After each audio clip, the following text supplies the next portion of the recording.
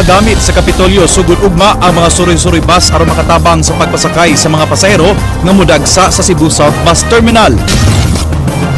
Upat ka sakinan nga naglakip sa PUJ nga dunay mga pasahero gidaro sa dump truck nga gikan naghatod og basura. Kapin sa 2 milyones pesos nga kantidad sa shabu nasakmit gikan sa duha ka mga ex-convict. Credit card holders may reklamo kay gigamit sa lain ang ilang credit card pinaagi sa online transactions.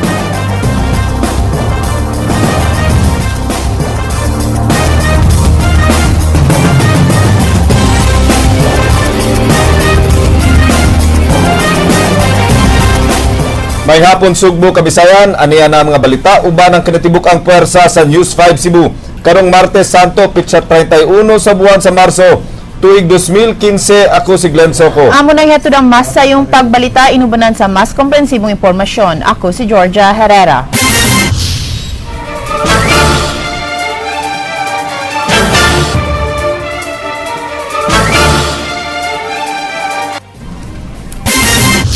Georgia, waray kadaot nga natala ang linog nga migo kagahapon sa Kabisayan. Gipangandaman karon mao ang pagsud sa bagyo sa Philippine Area of Responsibility nga dunay international name nga Maysak. As of 10 a.m. ganihang buntag, nasigpatan si Typhoon Maysak sa Marianas Islands mga 1,820 kilometers east sa northern Mindanao.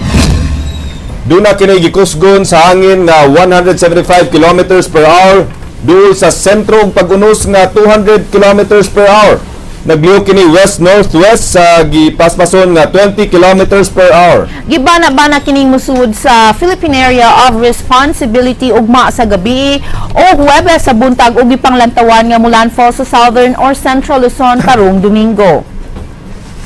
Kay mas nisaka ang direksyon niini matod sa Pag-asa. Hinay lang kayo nga mga pag-uwan ang masinati sa Bisaya sugod karong weekend. Base sa climatic calendar, dunay 0 to 1 tropical cyclones nga mosulod sa nasod sa buwan sa Abril ug nausod sa 56 ka tuig. Upat pa lang ka bagyo ang miagi sa Pilipinas sa maong buwan. Mo change yung movement west-northwest gihapon. So ang ato din sa Kabisayan, especially din sa Cebu, will experience sunny day. Sunny day up to Friday, but we have late evening and Saturday ng mga light showers. So Sunday is really good also.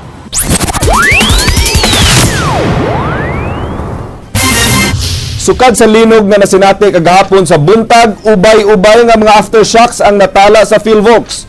Nasuta sab sa Provincial Engineering Office uban sa PDRRMO na luwas gyapon ang opisinahan sa Capitol Building. Andre Patenya, Suginlimi. Lain na sab nga aftershock ang ni-record sa PhilVox Mactan kaganihang alas 7:54 sa buntag nga miabot sa 3.2 magnitude. Intensity 3 ang nasinati sa Talibon ug Bien Unido Bohol, Intensity 2 sa Hetafe Bohol ug Cebu City, samtang Intensity 1 sa Lapu-Lapu City. Base sa record sa PhilVox, ang epicenter sa linog kaganiha, 2 kilometers lang ang gilayon gikan sa epicenter sa 4.9 magnitude nga linog kagahapon sa buntag. Aftershock gihapon kini sa 7.2 magnitude nga linog niadtong October 15, 2013 sa Bohol. Kay active ang fault sa Bohol, gipasabot sa taga PhilVox nga di na gyud angay ikahibong kung kanunay tang makasinati og mga aftershocks.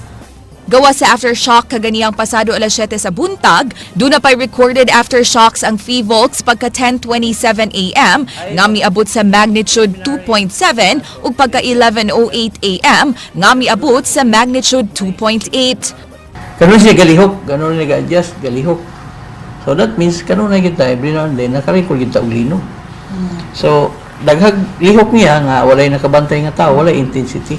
Giklaro sab sa PhilVox nga gi-upgrade nila ang magnitude sa linog kagahapon gikan sa 4.7 ngadto na sa 4.9 kay naglisod sila interpret sa seismic waves human nagdungan-dungan ang mga linog sa Bohol, southeastern China ug Papua New Guinea kagahapon.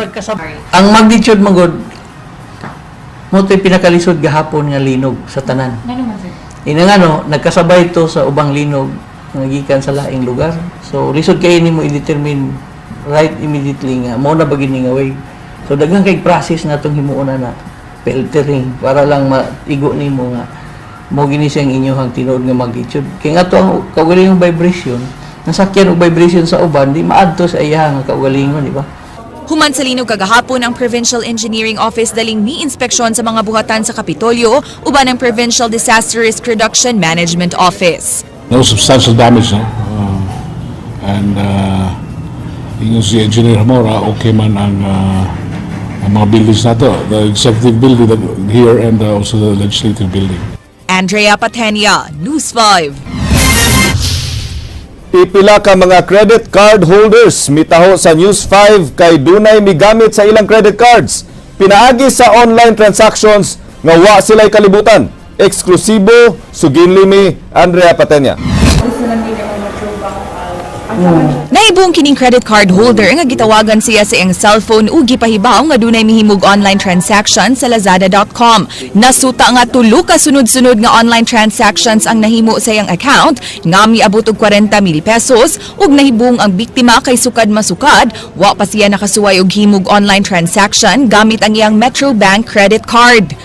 Doon ko nalaman na meron daw akong mga transaction sa through internet purchase. Sabi ko, wala akong hindi ako nag-internet purchase dahil ayaw ko ngayon, dahil alam ko nga mga scam na ganyan, dahil narinig ko na yan. So ngayon pala, victim na rin pala ako ngayon. Butyag ni ini nga nabiktima sabang amiga sa iyang asawa diin 100,000 pesos ang gidedok sa iyang Metro Bank credit account gamit gihapon ang online transaction usa ka buwan na ang nakalabay. Kagahapon lang nabiktima sab di ay ang iyang kauban sa trabaho ug gitawgan sab sa Metro Bank representative aron ipahibaw nga dunay 17,000 pesos nga gi-charge sa iyang account alang gihapon sa transaction sa lazada.com. So I received a notification yesterday around 11:10 in the morning asking me to confirm my Lazada online transaction last Sunday amounting to 16,000, almost 17,000. I don't know, di nila gikuha akong details because I'm not using my card. But yun nga, naka-deduct na, naka-float na sa account na ako. Gibisita sa News 5 ang buhatan sa Metro Bank sa May Osmeña Boulevard apan wise spokesperson nga miatubang ug igor ang mihatag og telephone number sa kauluhan. Base sa ilang customer service representative, kinahanglang mo sumiti dayon og letter of dispute ang mga nabiktima aron pagpamatuod nga di sila ang naghimo sa online transactions ug maimbestigar dayon nila kini sud sa 45 banking days ug ma-block ang card. Gipasabot sa customer service representative nga di lang ang Metro Bank card holders ang mabiktima sa online transaction fraud kay lakip sabang ubang credit card companies. Giingong lisod likaya ng online fraud kay dita ng website merchants ang mo require og one-time password sa mga transaction sa ilang online clients. Pag sa online kasi mamahirap po natin sa kumbaga mahanap mga solusyonan kaagad na iharangin. Kumbaga pag online kasi ma'am, hindi kaagad wala tayong facility ma'am talaga ma'am na halimbawa, for every transaction online, i-inform kaagad si cardholder, wala po tayong ganong facility. Okay. Pero kapag may mga instances ma'am, si fraud unit natin ma'am, actually nag-a-alarm si Metro Bank kapag may mga transaction talaga na pati sa Metro Bank hindi aware, automatic kinokontak agad si cardholder. Nakasumiti na og letter of dispute ang usa sa duha ka mga biktima apan plano sa duha nga bayran ang tanan nilang pending credit ug pasiraduhan na ang ilang account. Hangyo nila sa Metro Bank na dungagan ang ilang safety measures aron di na ma-hack ang account sa ilang kliyente kaysa ubang financial services companies din duna sab sila credit cards wa pa gyud sila mabiktima og scams sud na sa pipila ka tuig. In fact, I asked them, wala ba kayong safety net dito sa card ninyo na madali pala kahit mabiktima ang inyong mga customer? So, hindi nila ako sinagot doon sa tanong kong yon na sabi ko, meron pa akong isang credit card pero since 1998 pa yung credit ko until ngayon, existing pa yun. Wala akong encounter na problema. Pero sa inyo, 1 year pa lang, na 3 transaction pa lang nagawa ko, nagka-problema na agad ako sa inyo ng ganyan. At the end of the day, consumers needs to be protected, no? It's unjustifiable that you need to pay for something in which you did not use in the first place. So, unfortunately, we came from the same bank. No, that it's just very easy. But be it somebody uses it bogusly, it's very easy for them to falsify things against the cardholder. Yung cardholder, late naman makabaw. Andrea Patenia, News 5. Nangaangol ang mga pasahero sa jeepney pasaheroan dihang gibanggaan sa dump truck nga gituang nawadan og control. Ryan Sorote, Suginlimi. Nagusbat ang tuong bahin sa truck sa Department of Public Service sa Cebu City Hall dihang nidaro sa duha ka PUJ, usa ka multicab ug usa ka motorsiklo pasado alas 11 kagabi sa may eskina Governor M. Cuenco ug ML Quezon Avenue. Gikan naghatod og basura sa lungsod sa Konsolasyon ang maong truck nga gimaneho ni Medio Beniti Jr. ug pabalik na sa syudad sa Sugbo dihang disgrasya. Nisumpot siya, alanganin mo ko sa auto, ni-brake ko, pag-brake na ko, gitapo ko nga itong padong niya. Na akong nabila digid na ko, mula-mula ko ginawag yun. Unang gidaro sa dump truck kining 13C nga PUJ nga namasahero, dayon midiretso sa nagparking nga PUJ, multicab og motorsiklo. Tungod sa kakusog sa impact, nangabunog ang mga pasahero sa jeep de pasuruan. Di mo menos sa 5 ka mga pasahero ang gida sa tambalanan human nakahiagom og mga samad sa ilang lawas. Kusog yung dagan? Kusog dagan niya, may apply sa brake, murag mag-angay yung brake ba? Babag siya. Matod sa traffic investigator, natural nga kusog-kusog ang dagan sa mga sakyanan nga moagi sa dapit kay dulhugon kini. Apan posible nga nakaproblema ang dump truck mo nga nawadan kontrol ang driver. Gipaubos sa liquor test si Medio human humatik di sa mga residente nga sama og nakainom kini. Padayong pahimangno sa mga otoridad nga magmatnon sa ilang gisubay nga dan aron malikay sa disgrasya. Sa pagkaroon ko kay tingmingaw na maron. Landan nga magamping yun, nahinay. Pagpadagan nga, abot ang interseksyon, kinanglan mo minor yun. Hindi mo unong. Minor, huwag tanan mong kuhan, unong ugnay sa kinan. Ryan Sorote, News 5. Pamilya sa Mananagat nga gibanggaan sa Wisam Express naglaom nga buhi pa ang ilang padre di pamilya ug naghinaot nga abagan sila sa kadagkuhan sa fast craft kay wala sila panginabuhian. Leslie Caminado Vistil, Suginlimi. Hangtod nga dili makita ng patayng lawas ni Edgar, magpabilin ang pangandoy siyang pamilya nga makitaan pa kining buhi. Ilang gibisita kagahapon ang bahin sa Lawis Ledge kundi nabanggaan sa Wisam Express ni atong Biyernes sa buntag ang sakayan ni Edgar samtang nanagat. Sud sa 3 ka oras, nagpabilin sa karagatan ang pamilyang bazar uban ang mga sakop sa kahugpungan sa mangingisda sa City Umagay, Barangay Tangki sa Dakbayan sa Talisay. Naglaon dyan kung kumutungaw ako ang tawag paglaon sa kung ano na mutungaw dyan pa sa iya. Pero sa sitwasyon, sa pambot na ako nakita kami, kami na pakulitan sa pambot. Ang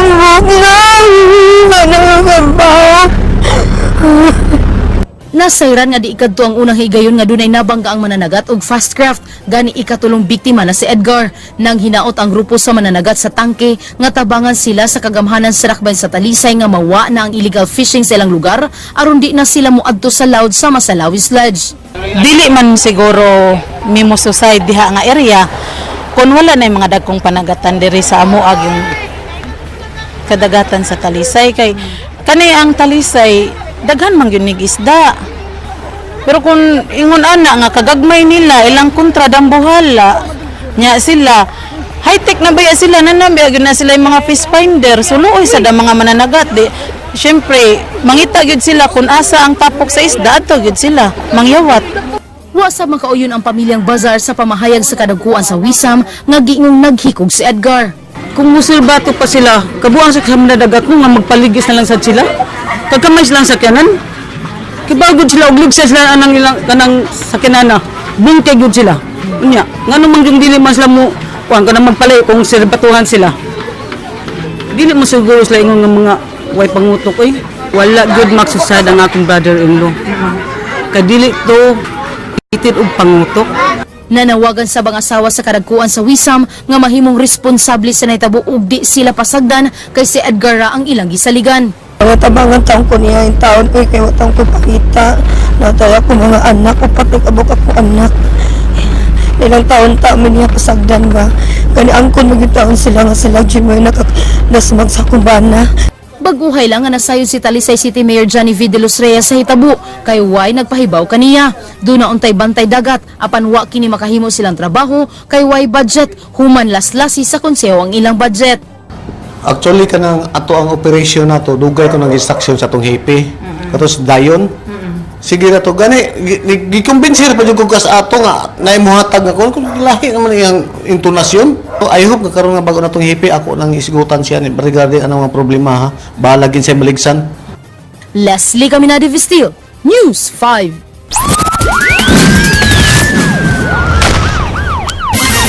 Nagtinguha ang kampo sa mga archival nga malutsan og alias warrant ang tulo ka mga kanhi pulis nga nalambigit sa kamatay ni Attorney Noel Archival ug mga kauban. Nangantisab ang abogado niining nga pasakaan og kaso ang mga labaw sa Highway Patrol Group.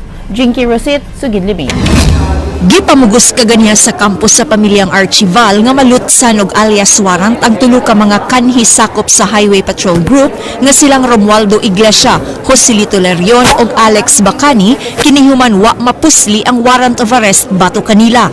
Sa hearing kaganiha, pakyas ang depensa sa pagpresentar sa tulo ka mga akusado nga padayon karong nagtago-tago og pinaagi sa alias warrant bisan kinsa mamahimong makadakop kanila ug di sab kini mo expire. Gilabhan sab og kasaba ni Presiding Judge Soliver Peras ang mga representante sa Highway Patrol Group gikan sa kauluhan, human nila buhii ang tulog gikan sa ilang kustodiya sa Personnel Holding and Account Section sa Campo Crame. Ang abogado sa depensa miingon nga way igong basihanan ang pag-issue og alias warrant. Mo issue na may warrant. Ang NBI ipa-enforce na para pandakpan pud kay kami malipay pud mi nga madakpan. Giklaro ni De La Serna nga dugay na siyang way contact sa iyang mga kliyente. Apan ang abogado sa pamilyang Archival, di mo tuon niini. Asa man na sila karon? Under whose authority is Attorney De La Serna appearing, filing motions at this time nga wala man siya akusado. Where are his clients? So doon na siya contact. Ang prosecution nanganti nga pasakaan nila og kaso ang mga opisyales sa HPG gumikan sa pagbuhi sa tulo ka kanhi pulis. Kanang ilahang awol-awol, I don't buy that. Ang ila ni ana para lang nga makasuportar nga wala na sila dito at the time that the arrest warrant was served. I don't believe that. Mao nga makig-alayo na ang pamilyang Archival sa AFP, PNP ug NBI alang sa daling pagkasikop sa tulo ka mga akusado. Paabuto na lang ang hukom ni Judge Peras alang sa mosyon nga pag-issue og alias warrant batok nilang Iglesia, Lerion ug Bacani. Jinky Rosit, News 5. Duha ka ex-convict sa kasong pagpamaligya og drugas subling nasikop atol sa managlaing operasyon sa kapulisan. Kapin sa 2 milyones pesos nakuha gikan kanila. Leslie Caminade Vistil, Sugin Limi. Unang nasikop ang hulagway nga big-time drug pusher nga si Arman Haka sa mga sakop sa Cebu City Anti-Illegal Drug Special Operation Task Group. Human sa ilang gipahigayng buy-bust operation, pasado alas 5 kagahapon sa hapon sa City Umayay sa Barangay Calamba. Giban aba na mukabat sa 175 gramos ang nakuhang shabu, nga giyong gikan sa Muntinlupa nga mukabat sa kapin 2 milyones pesos ang kantidad. Laing 5 mil pesos na kwarta nga gituang haling nang nakuha. Tulo ka siwanang gipanidaan sa kaigsot si Haka, human makadawat og reklamo gikan sa mga residente. Nasayran nga niadtong buwan sa Nobyembre sa miaging tuig, nakagawas gikan sa prisuhan si Haka, human sa 8 ka tuig nga pagkabilanggo tungod gihapon sa kasong paghupot o ginadiling drogas. Nakaamo dito og kanang mga dagko, mao na siya nga nakabaw na siya sa kuan dito sa Munti ma'am ba, mao na iyang gidadiri. Kuan di siya ma'am kanang ang iyang modus ba mang hulga sa mga kuan tao atong makaibaw sa iyang drug business ba. Hindi ito nakuha yun. Sambot lang. Maubi sa mauro na akong kaistorya mo. Di nakuha. Kung di na mo, kita ka nga butang na sa polis.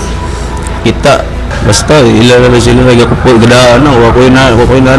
Rilo, may akong gidaki. Ako'y plinda. Plit gata sa anak. Mauro na. Nasikop sab sa buy-bust operation kagabi nga gipahigayon sa Regional Special Operations Group 7 si Danielito Villarta alias Kimpang sa sitio Adelfa sa Barangay Luok, Dakbayan sa Lapu-Lapu.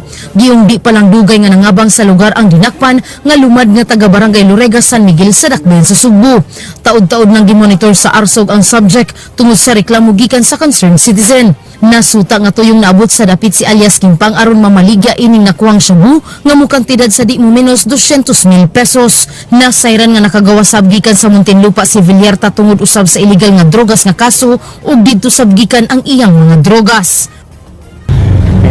Murag gikan ni direct sa Munti Boys ang iyang iyang source.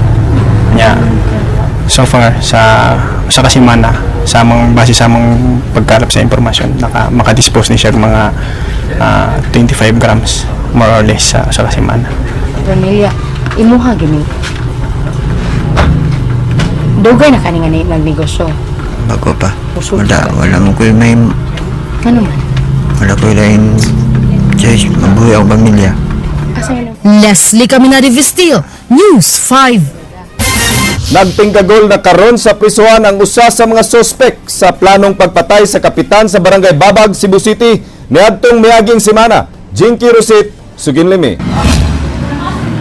Taganihalang nakagawas gikan sa Cebu City Medical Center ang usa sa mga suspect sa suway nga pagpatay kang Babag Barangay Captain Cesar Dolorito niadtong Marso 25 apan gidiretso kini og paslak sa prisuhan sa CCPO Station 2. Matod ni Police Chief Inspector Will Dimarchu, napasakan ang kasong attempted murder batok sa samaran nga si Froilan Orlanes ug sa gunman nga si Charles Garces.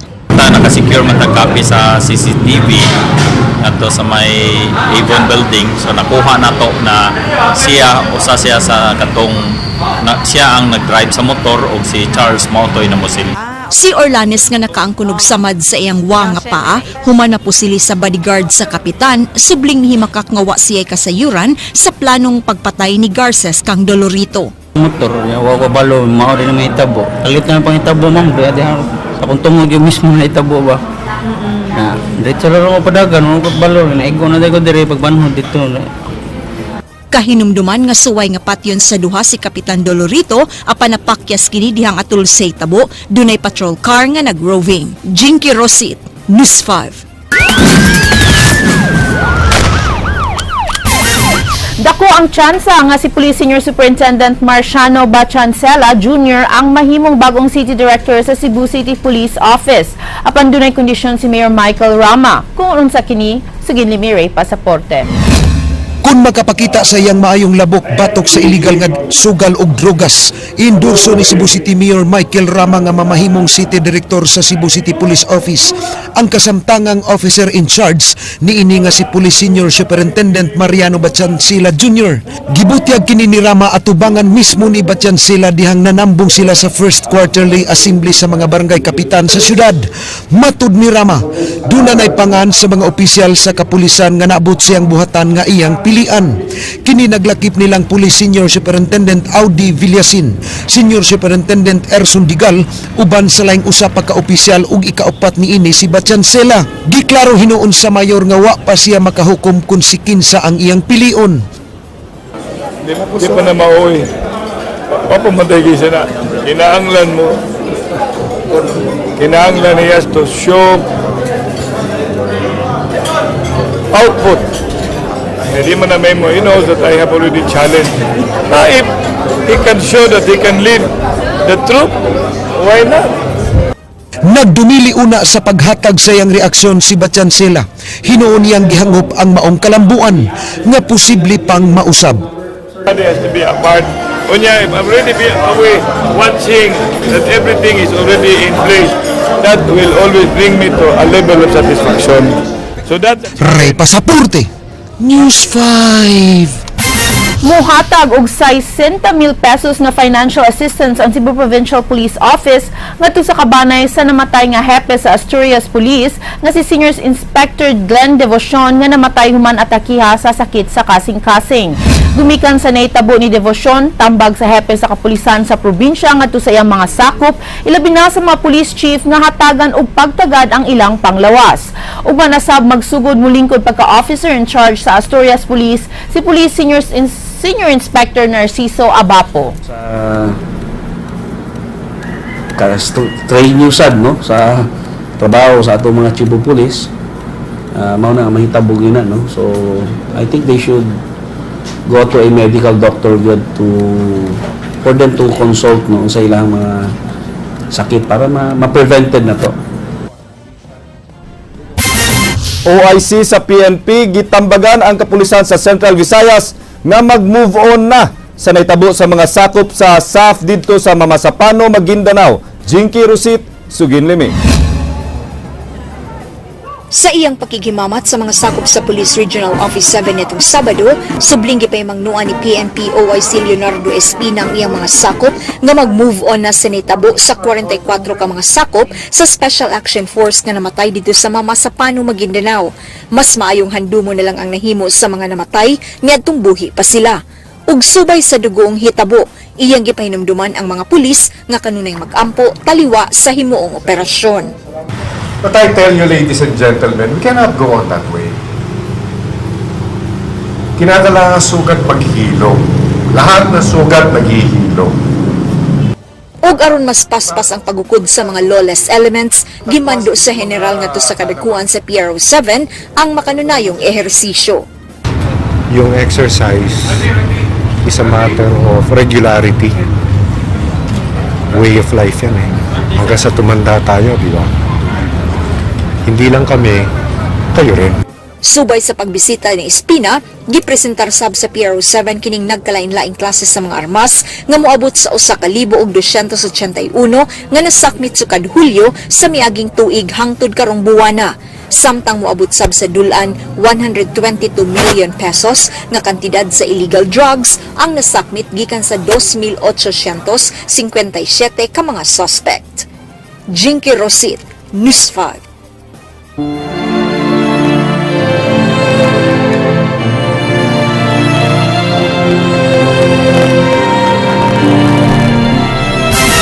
Andam na ang kapulisan sa ilang deployment karong Semana Santa diin magpakatap sila og dugang pulis sa mga terminal, pantalan ug sa mga lugar nga dagsaon sa mga tao. King Perez, Suginlimi. 30 ka mga pulis gikan sa Cebu Provincial Police Office ang magpuli-puli og bantay sa Cebu South Bus Terminal. Pinaagi sa tulo ka shifts nga ipatuman karong Semana Santa. Gipanglantawan nga sugod karong adlaw hangtod Huwebes mudag sa mga pasahero aron mamauli sa ilang mga hometown. So just to maintain ang, kalinaw anang lugaraha because we expect daghang kayong mga tao nga mudag sa anang South Bus Terminal. Magsugod na sa bugma ang deployment sa mga pulis sa isla sa Bantayan nga dagsaon sa mga tao matag Semana Santa. Dugang pulis sabang i-deploy sa Hagnaya Port nga gianan paingon sa Bantayan Island. Red alert na sabang special weapons and tactics nga moresponde sa mga posibleng mahitabong dagkong krimen. Nasayran nga naguna ang kawat o lungkab sa kaso matag Semana Santa. Mao nga pahimangno sa pulisan nga siguradong secured ang mga butang o magbilin og tao sa balaykon mamakasyon o kinahanglang na-unplug ang mga appliances paglikay sa sunog. They should unplug kani mga matawag na tong appliances kay summer, no? Humanang summer but still dito gusto na mahitabo ng mga sunog pa. King Perez, News 5. Ipagamit sa Kapitolyo ang mga suroy-suroy bus aron makatabang paghakot sa mga pasaherong mamauli. Mipahimangno sabang gobernador nga di gyud maghimo og laway nga pasundayag atol sa Semana Santa. Jinky Rosit, Suginlimi. Susiho ni Governor Junjun Davide ang Cebu South Bus Terminal aron masuta ang mga gipatuman nga pamalakad atol sa posibleng pagdugok sa mga pasahero. On standby na sab sugod ugma ang mga suroy-suroy bus nga mo'y mo-augment sa kakuwang sa mga bus. Hangyoon sab niya ang ubang local government units nga dunay suroy-suroy bus nga mutabang unya sa pagpasakay sa ilang mga konstituwente. Ask the other LGUs who have suroy-suroy buses to magpawam sila para magamit nato.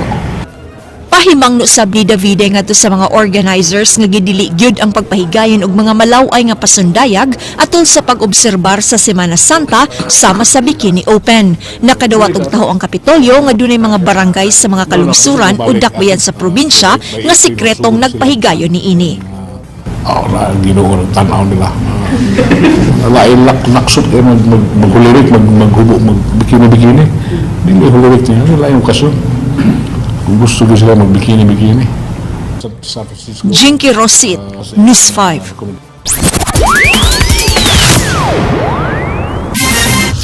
Di masumpo sa kapulisan ang mga iligal nga kalihukan sa kabaranggayan, kundi sila tabangan sa mga barangay officials nga mao'y suhito sa ilang mga lugar. Kini may nahimong sentro sa First Quarter Assembly Association of Barangay Captains Cebu City Chapter. Ray Pasaporte, Suginlimi. Sa labo sa barangay isa, ang hinaot ko, nga unta, na asay mga lakang ang lain-lain na itong kanabarangay. Gihagit ni Kapitan Philip Safra ang tanang barangay kapitan sa Dakbayan sa Sugbo nga maghiusa sa kampanya batok sa tanang klase sa iligal nga binuhatan sama sa sugal og drogas atol sa First Quarterly Assembly Association of Barangay Captains Cebu City Chapter kaganihang buntag. Panghinaot ni Safra nga kada barangay dunay ipahigayon nga illegal drug summit alang ni adtong mga ginikanan nga dunay mga anak nga nagumon sa paggamit sa illegal nga drogas kaysa ingon ni ining paagiha posibleng maminusan ang problema sa drugas ug makuhaan og pagtulunan nganong dunay mga tawo nga nalambigit sa illegal nga drugas. Nagtuo si Safra kung hingusgan gyud ang kampanya sa illegal nga sugal ug drugas, dako ang posibilidad nga manglayas ang mga gambling lord ug drug lord. Dungan sa iyang panghinaot nga way mudawat og payula gikan sa mga illegalista. Di mulampos ang kapulisan sa kampanya kung kuwang ang suporta sa ilang barangay officials. Sa una, ang kapitan ba sa barangay, ang akong lolo, na-offer ang operator ni